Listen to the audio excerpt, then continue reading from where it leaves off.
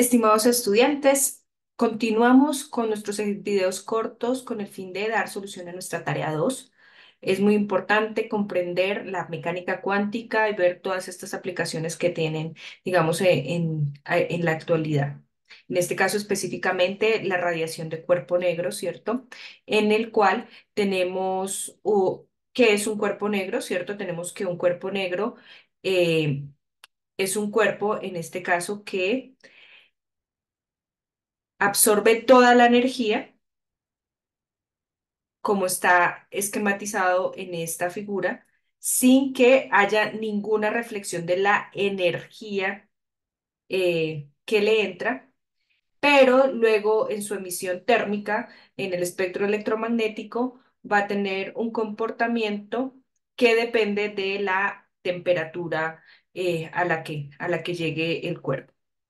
Entonces, como un simulador que es muy importante para ver este comportamiento, es el simulador de cuerpo negro del FET, donde nos muestra para diferentes temperaturas el espectro de radiación. Como vemos, por ejemplo, si nos paramos en el espectro de radiación, vemos una curva que nos representa la densidad de potencia para cada longitud de onda. Entonces vemos que el espectro nos indica cuánta intensidad, cuánta densidad hay para cada longitud de onda. No es que se emita en solamente una longitud de onda, sino en varias, pero hay una característica y es que esta curva tiene un máximo, es decir, donde está la mayor intensidad. Si nosotros observáramos ese objeto, lo que estaríamos viendo es ese color que es el que se emite con mayor intensidad. Y a ese valor se le denomina como lambda máximo. No es que lambda tome su valor máximo, sino que es el lambda para el cual se obtiene la densidad de potencia máxima y está relacionado con la temperatura a través de una relación inversa y lineal B sobre T. Y de esto se trata, que es la ley de Bayes, y con esta ley, por lo menos la aplicación más importante es que podemos determinar la temperatura de objetos celestes si sabemos a qué longitud de onda máxima está la emisión y por lo tanto podemos determinar la temperatura. Esto es, digamos, una de las principales aplicaciones que podemos obtener de este tipo de esta teoría. Ahora, en nuestro ejercicio tenemos que nos piden determinar la longitud de onda máxima, ¿cierto? Con la ecuación de Bayes, para tres temperaturas que son determinadas con esta ecuación. Esta ecuación lo único simplemente es sustituir nuestro épsilon, si es 6, por ejemplo, entonces es 3000 más 100 por 6 y esto en Kelvin y por lo tanto esto tiene un valor de 3000 más 600, ¿cierto? Porque esto da 600 y por lo tanto esto es un valor de 3600. Como les he dicho, siempre es mejor tratar una hoja de cálculo para facilitar los procesos y poder graficar si queremos fácilmente. Entonces, en este caso podemos tener las diferentes temperaturas para los diferentes casos. 3600 para el primero, 4740 para el segundo y 5280 para el tercero, considerando un factor de 6. Determinando el lambda máximo, ¿cierto? A través de la ecuación que ya hemos escrito, lambda máximo igual a B sobre la temperatura, donde B es una constante que está dada en unidades de metro por Kelvin. Entonces, si analizamos las dimensiones, tenemos que las dimensiones del lambda máximo van a ser iguales las unidades a las unidades de B, que es metro por Kelvin. Y como el denominador está en Kelvin, por lo tanto, cancelamos Kelvin con Kelvin y nos van a dar que las unidades de lambda máximo son metros, que son las unidades esperadas. Realizamos la ecuación, la representación de la ecuación. en nuestro Excel, donde es B47, que es esta celda B47 sobre la primera temperatura, que es B50, y así obtenemos lambda máximo para el primero. Si quiero pasar la ecuación para las otras, la arrastro teniendo en cuenta que como B47 es constante, simplemente dejo unidades, dejo el signo pesos rodeando a B para que poder luego arrastrar y que la ecuación considere ese valor como una constante. Al final también puedo pasar esto a unidades de nanómetros, que son unas unidades que nos permiten realizar un análisis mayor, ya que podemos visualizar más un valor de 805 nanómetros a un valor de 8,04 por 10 a la menos 7, ¿no? Entonces pasamos y por lo tanto obtenemos nuestra lambda máximo para cada valor. Al final determinamos la potencia con la ley de Stefan-Boltzmann, la potencia de emisión, que va a ser igual potencia igual a sigma, que es la constante de Stefan-Boltzmann, por el área al cuadrado por la temperatura a la cuarta, donde, donde sigma tiene un valor de 5,67 por 10 a la menos 8 vatios por metro cuadrado sobre Kelvin a la cuarta. De esta forma, si analizamos las unidades de esta ecuación, ¿cuáles son? Entonces vemos que si sigma tiene unidades de vatio metro cuadrado sobre Kelvin a la cuarta, el área,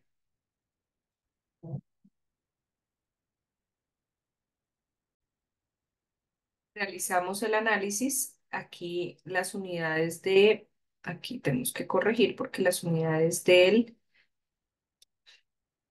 de sigma son vatio sobre metro cuadrado por Kelvin al cuadrado. Metro cuadrado sobre Kelvin al cuadrado, a la cuarta potencia.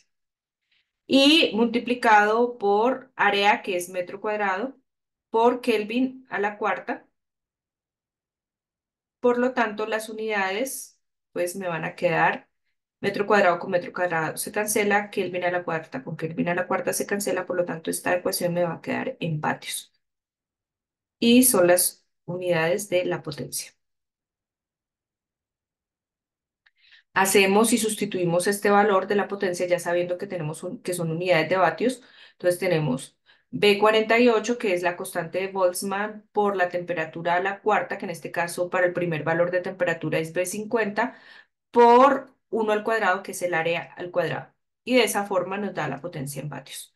Podemos hacer una representación gráfica de nuestra longitud de onda con respecto a la temperatura y vemos una relación lineal, como lo esperamos y de hecho lo calculamos a través de una ecuación lineal, por lo tanto, pues esta va a ser, y como esta eh, longitud de onda, ¿cierto? Se corre hacia la izquierda, como lo vemos en nuestra gráfica en el simulador, ¿cierto? Entonces, recordemos lo que vemos en nuestro simulador, ¿cierto? A medida que vamos aumentando la temperatura, vemos que el lambda máximo se va corriendo hacia la izquierda, es decir, va disminuyendo. Y esto es lo que tenemos en la ley de Bay. Y que la potencia irradiada pues tiene un comportamiento a la cuarta, es decir, con la temperatura. Seguimos con nuestro ejercicio número 4, donde este ejercicio es muy interesante porque al final el objetivo es determinar la masa equivalente que tendría un fotón.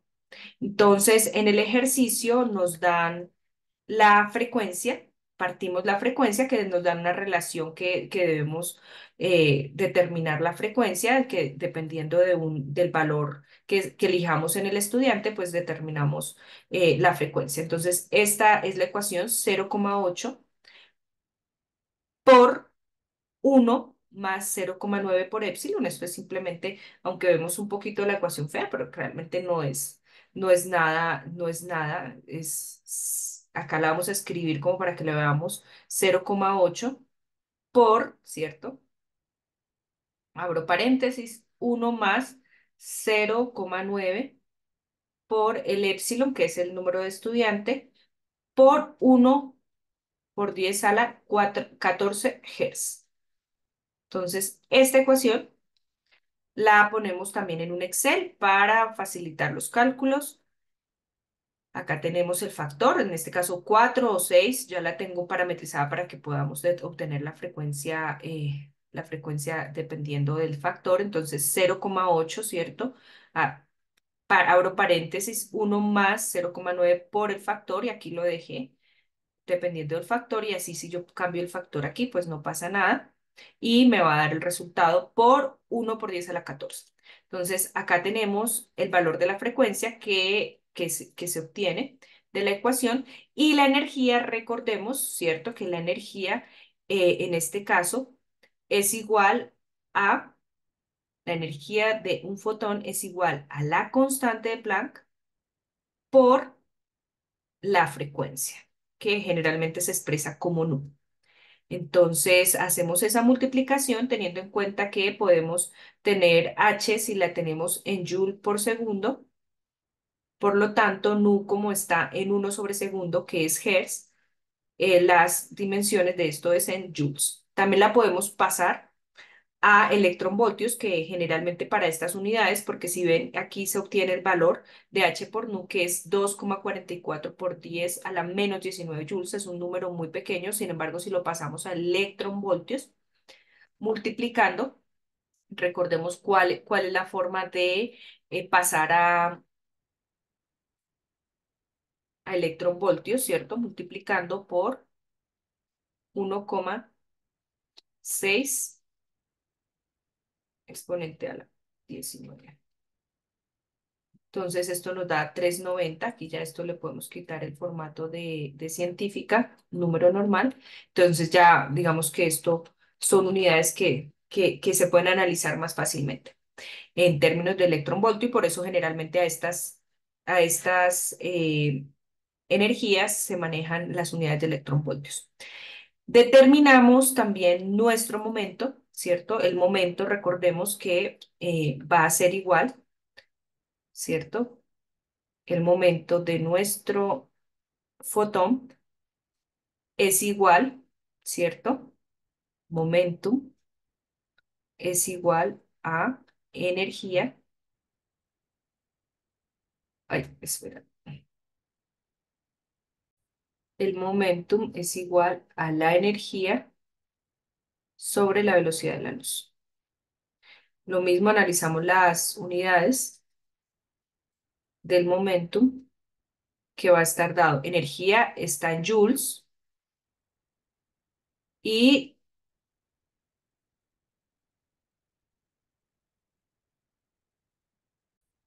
entonces dimensionalmente tenemos que la energía es joules, la velocidad de la luz metro, metro sobre segundo,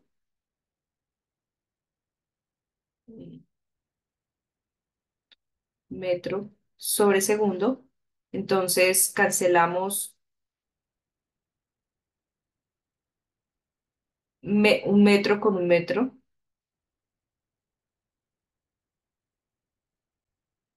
can- cancelamos un metro con un metro, un segundo con un segundo, por lo tanto las unidades del momento son kilogramos metro sobre segundo, que son las unidades que vemos expresadas aquí.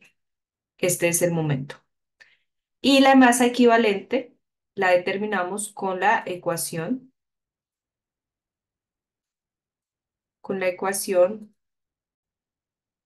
de Einstein, que es energía es igual a mc cuadrado, la que vemos en las camisetas y en todos los pósters sobre Einstein. Entonces, masa equivalente, ¿cierto? En este caso del fotón, ¿cierto? De nuestro fotón, es igual a la energía del fotón sobre la velocidad de la luz al cuadrado. Y hacemos esta ecuación también aquí y vemos, por ejemplo, B65, que es la energía en joules, tenemos que aquí tenerla en joules y no en electronvoltio porque joules tiene las unidades de metros cuadrados sobre segundo cuadrado y se pueden cancelar porque si las tenemos en electronvoltio pues tendríamos que hacer esa conversión también. Y sobre la velocidad de la luz, que es 3 por 10 a la 8 metros sobre segundo, que son las unidades de la velocidad de la luz. Entonces tenemos que la masa equivalente de un electrón es 2,71 por 10 a la menos 36. 2,71 por 10 a la menos 36 kilogramos. Recordemos que las, la masa de un electrón está en el orden de 10 a la menos 31, como lo vamos a ver en el siguiente ejercicio. Por lo tanto, vemos que la diferencia es de 5 órdenes de magnitud la masa que tendría el fotón. Recuerden que el fotón no tiene masa, sin embargo, si tendría una masa, pues tendría la masa muchísimo menor que la del electrón. Continuamos con nuestro ejercicio número 5, donde va a ser muy interesante porque vamos a poder relacionar cuál es la longitud de onda de los cuerpos clásicos y cómo se compara con la longitud de onda de los objetos relativistas, como lo son el electrón, el protón, el mesón, el kaón. Bien, en este ejercicio es muy sencillo, pero vamos a tener que hacer un par de investigaciones, que es muy importante y buscar en Internet, como lo sabemos, ahora están diversas aplicaciones para determinar, por ejemplo, buscar como ChatGPT. Entonces aquí los invito para que utilicen estos y podamos determinar. Acá debemos buscar cuál es la bala de un fusil. Esta fue la que yo encontré. La masa de... La masa de un fusil, que está en kilogramos, la masa de un auto de Fórmula 1, de un asteroide, de un transbordador espacial, de un protón, de un electrón, de un mesón y de un kaón. Entonces, acá tenemos todas las masas y estas son las que yo encontré. Aquí, importante tener en cuenta, tenemos que en la literatura podemos encontrar, por ejemplo, para el mesón y el caón, las masas en términos de unidades de MeV sobre velocidad al cuadrado. Entonces, en este caso, por ejemplo, para el mesón, la masa que yo encontré fue de 139 megaelectronvoltios sobre la velocidad de la luz al cuadrado. De esta forma, la debemos pasar a kilogramos. ¿Y cómo la convertimos? Entonces, MEV sobre velocidad al cuadrado es igual, ¿cierto? A un MEV, recordemos que un electronvoltio es 1,6 por 10 a la menos 19 joules. Como es MEV, entonces tengo que multiplicar por 10 a la 6. Y en este caso, pues, y dividimos por la velocidad de la luz, 3 por 10 a la 8 metros sobre segundos, y esto al cuadrado. Acá tenemos, acá tenemos que las unidades del julio, recuerden que son kilogramo metro cuadrado sobre segundo al cuadrado, y por lo tanto, elevando esto al cuadrado, me va a dar metro cuadrado sobre segundo al cuadrado, se nos cancela metro cuadrado sobre segundo cuadrado, y nos van a dar unidades de kilogramo. Realizando esto. Y por esa razón, pues acá se encuentra esta ecuación. 139, ¿cierto? Que es la masa que se encuentra en la literatura, por 1,6 por 10 a la menos 19 por 10 a la 6 dividido, ¿cierto? 3 por 10 a la 8. Entonces, voy a hacerlo acá despacio para que ustedes lo tengan. Entonces, yo encontré que la masa del mesón es 139, pero para pasarla megaelectronvoltios sobre C al cuadrado. Entonces multiplico por 1,6 E a la menos 19 por 1 E a la 6 dividido, abro paréntesis, 3 E, la E normal a la 8, cierro paréntesis, hago este simbolito al cuadrado. Y de esa forma obtengo la masa en kilogramos. Entonces, para hacer esas conversiones.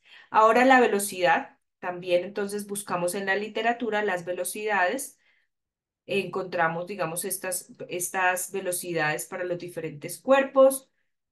Estas no las daban para los cuerpos en términos de la velocidad de la luz. Entonces acá para determinar las velocidades en términos de la velocidad de la luz, lo que se hace simplemente es dividir la velocidad en metros sobre segundos sobre la velocidad de la luz, que es 3 por 10 a la 8, que yo la tengo acá para dejarla como una constante y que nos quede fija.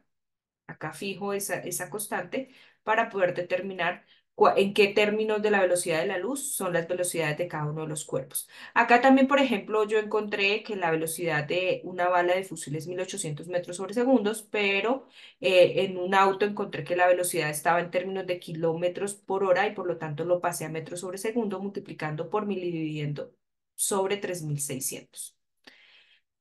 También en la del asteroide encontré fue por kilómetros por segundo, por lo tanto simplemente multipliqué por 1000 para convertir en metros sobre segundo, para dejar esta columna solamente en metros sobre segundo. Y luego determinaba la velocidad, ¿cierto? En términos de la velocidad de la luz, simplemente dividiendo esta columna por 3 por 10 a la 8. Ahora, importante determinar el factor gamma, ¿cierto? El factor gamma de Lorentz eh, para poder estimar la energía cinética relativista y la longitud de onda. Entonces tenemos que vamos a determinar el gamma, el factor de gamma, la energía cinética relativista, la energía cinética clásica y la longitud de onda de cada uno de los objetos que tenemos. Vemos que gamma, ¿cierto? Es igual a 1 sobre 1 menos la velocidad de la luz al cuadrado sobre c al cuadrado. Si vemos que la velocidad la tenemos en términos de la velocidad de la luz, por lo tanto, este factor, este denominador, nos quedaría como uno menos el factor al cuadrado, porque aquí la velocidad de la luz se cancela con la velocidad de la luz, por lo tanto simplemente me queda uno sobre la raíz de uno menos el factor al cuadrado. Y por lo tanto, de esta forma calculamos así. Entonces simplemente es uno sobre la raíz, si quieren lo hacemos acá, uno sobre la raíz, ¿cierto? De uno menos el factor, que en este caso el factor es de 74 al cuadrado. Al GR, el gorrito al cuadrado y ya tenemos gamma. Arrastramos la fórmula para calcular para los demás el gamma y vemos como el gamma para partículas clásicas pues es prácticamente uno. Vemos que si ya va aumentando la velocidad de la luz, pues ya vamos teniendo un gamma más grande. Y el que más tenemos, el mayor, pues es el de nuestro electrón. Listo, que tiene un gamma de 5. Ahora, ¿cuál es la fórmula para determinar la energía cinética relativista? Entonces, la energía cinética relativista se calcula como gamma menos uno masa en reposo por la masa en reposo de la partícula por la velocidad al cuadrado. Entonces acá tenemos la energía cinética relativista, gamma menos uno por la masa en reposo por la velocidad al cuadrado. Y tenemos estos valores, vemos como en joules, ¿cierto? Esto está en joules. Si queremos pasar a electronvoltios, pues hacemos la multiplicación y el factor de conversión. Eh, 5,77 por 10 a la 3. 4,41 por 10 a la 6, ¿cierto? 6,40 por 10 a la 29, donde vemos que esta es la energía en el caso de un asteroide, que es el caso en el cual tenemos la mayor energía, ¿cierto? Porque tenemos una masa bastante grande. Entonces tenemos 10 a la 29 y así tenemos las energías para los diferentes, para las energías relativistas para los diferentes cuerpos.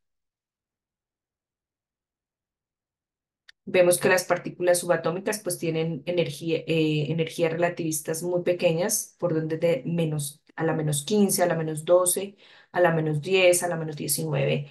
Esto ya es del fotón, porque aquí lo puse como un ejemplo para al final hacer la comparación. Y la energía cinética clásica pues la determinamos simplemente con nuestra ecuación 1, un medio de masa por la velocidad al cuadrado. Y finalmente la longitud de onda, que es nuestro interés, la determinamos con la ecuación h, es decir, la constante de Planck, sobre la masa en reposo por gamma por la velocidad, donde lambda pues está dada en metros.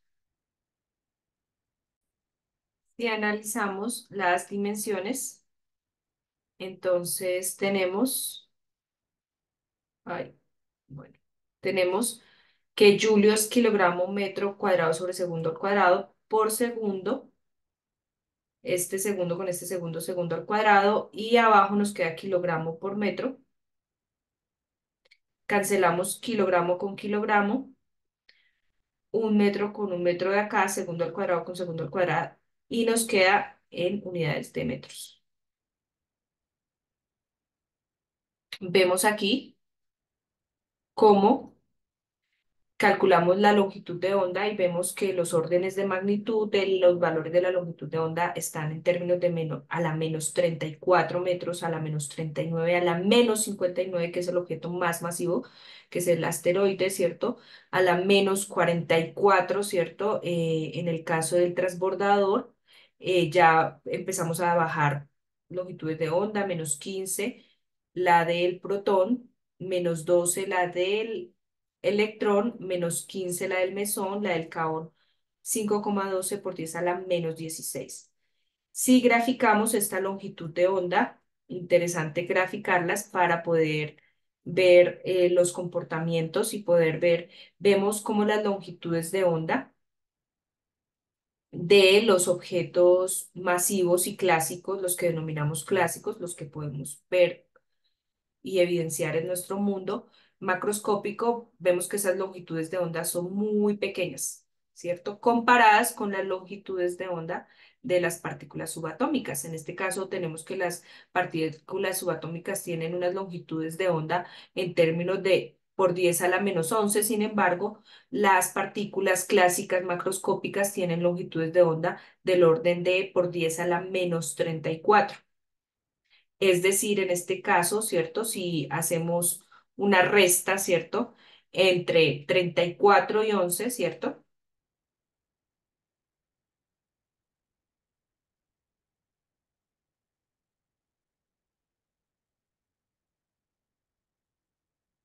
Tenemos 23 órdenes de magnitud de diferencia en longitud de onda.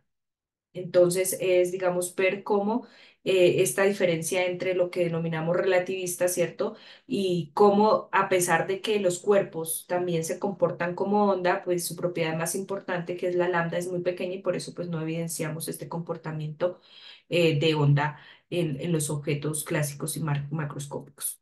Luego, teniendo estos datos y teniendo pues esto, procedemos a hacer nuestra simulación, simplemente copiamos y pegamos el código que tenemos en nuestra guía de actividades, copiamos y pegamos, vamos a MATLAB,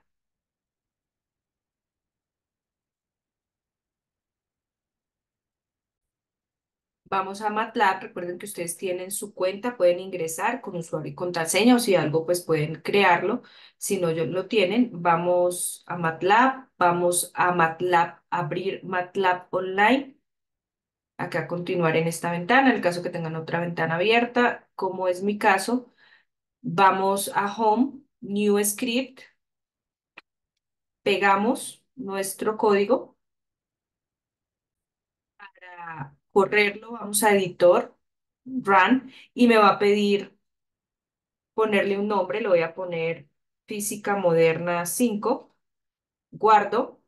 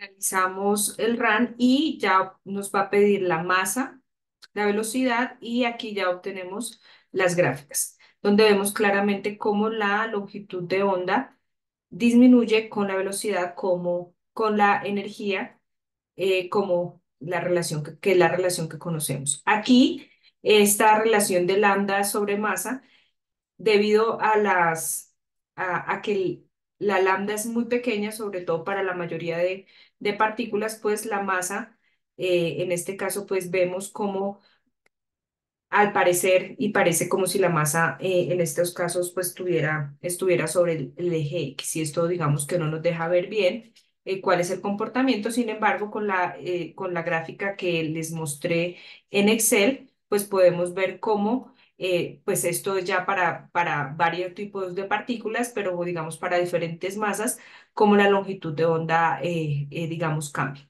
Entonces, esto sería todo. Muchísimas gracias.